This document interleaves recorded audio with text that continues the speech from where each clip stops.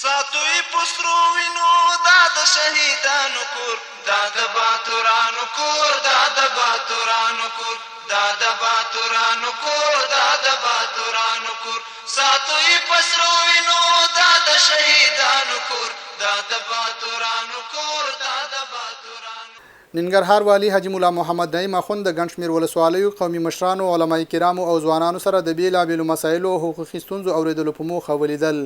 او دوی ته د نافذه قوانینو له مخې د حل ډاډ ورکړ. ننګرهار والی حاجی مولا محمد نعیم اخوند د کرنې وزارت د اوبو لګولو رئیس مولوي معاذ الله عادل سره په لیدنه کې سپارښتنه وکړه ترڅو د څاڅکي اوبو خر سیستم منظور شوی پروژې کرنې ریاست مشوره په مناسب ځای کې پلي کړي. ننګرهار مرستیال والی مولوي غلام رحمان حیدری په مشرۍ د اداري فساد مخنیوي په موخه غونډه وشوه چې پر مهال مسؤلینو خپل کاري راپورونه ستونزې وړاندیزونه د حل په موخه شریک کړل. تورخم له لارې تېره ورځ 600 کورنۍ چې د غړو شمېر یې 3588 تنو ته رسیږي هیواد ته راستنې له ثبت او مرستو ترلاسه کولو وروسته خپلو سیمو ته لیږدول شوي دي. د ننګرهار امنیه قومندانۍ د نشه یي توکو پر وړاندې مبارزې مدیریت منصوبینو جلالاباد ښار او ولسوالیو کې د عملیاتو پر مهال 14 تنه د نشه یي توکو د قاچاق پیر او پلور په تړاو نیولي. د ننګرهار عدلي ریاست په مشرۍ ګڼ نظارتي پلاوي د جلالاباد ښار د اومې ناحیې د وړو پر 55 دوکانونو او یو شمېر ګودامونو څارنه ترسره کړه چې په پایله کې د ټیټ کیفیت او کم وزن وړو د پلور له امله 4 دوکانونه وتړل شول.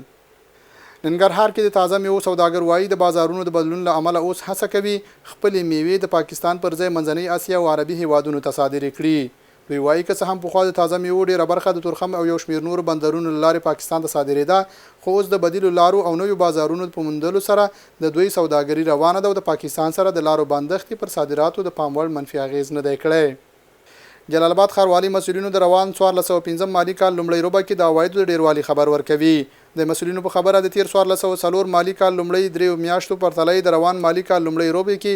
1.1% زیاتو عواید راټول کړي او یو شمیر پروژې هم ترسره کړي دي. او د ننګرهار ښوونیز او روزنیز مرکز کې ساتونکو مجاهدینو ته د مسلکي او شرعي زده کړو میاشتنۍ دوره پیل شوه. د مسؤلینو په وینا د مسلکي زده کړو په دې دوره کې د شرطي اړوند بیلابېلې مسلکي زده کړې او مهارتونه ورکول کېږي. ساتوی پسرو وینو دا د شهیدانو کور دا د باتورانو کور دا د باتورانو کور دا د باتورانو کور دا د باتورانو کور ساتوی پسرو وینو دا د شهیدانو کور دا د باتورانو کور دا د باتورانو